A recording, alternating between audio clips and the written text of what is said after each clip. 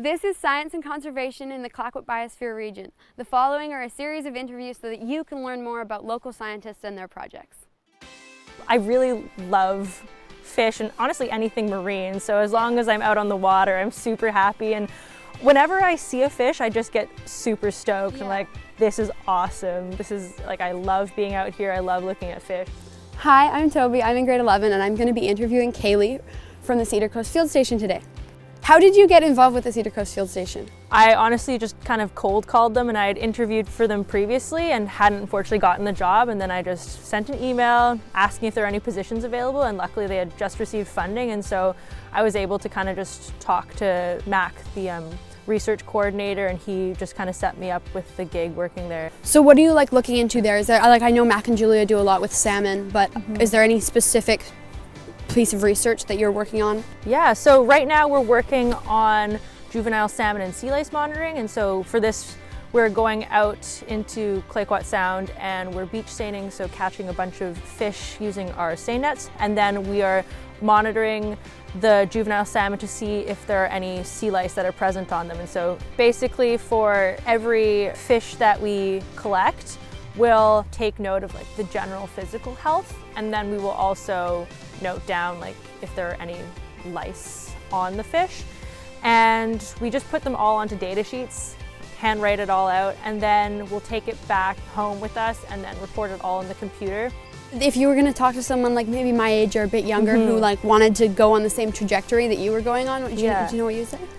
I think it sounds very cliche, but honestly just pursue like whatever you're interested in, no matter like if you feel like you can't do it, because I told myself, I was like, I don't think I could really make it in biology. Like, I'm not going to go into marine biology because I don't have the skill set that's required for that. But I was able to kind of meander my way back to marine biology in the end, and followed what I wanted to do. And even if it takes you a bit longer to get there, you know, I think you'll end up there eventually. What's your favorite part of your job? Oh, there's so many amazing parts of the job. Firstly, it comes down to like just being on the water with really incredible people and like people that I'm super inspired by. And I think that having finished my bachelor's degree and then coming here directly after, I was like pretty tired of academia and I was like, I don't know how I feel about going back to university. But then being with such amazing staff who really inspire me every day and like working on really meaningful projects, I'm like, wow, I would love to go back to school and like pursue more studies, I believe. Do you have any favorite subjects in school?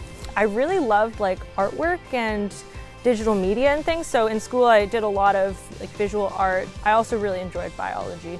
I also really enjoyed school. I was one of those who was like stoked to be there every day. I was like, I just get to hang out with my friends and learn, which is pretty awesome.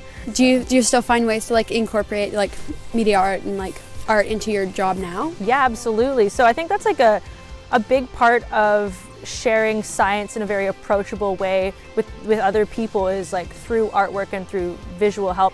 So I think I'm just super grateful to be here, and it's kind of an amazing experience to be able to work in such an incredible, magical spot with such amazing folks.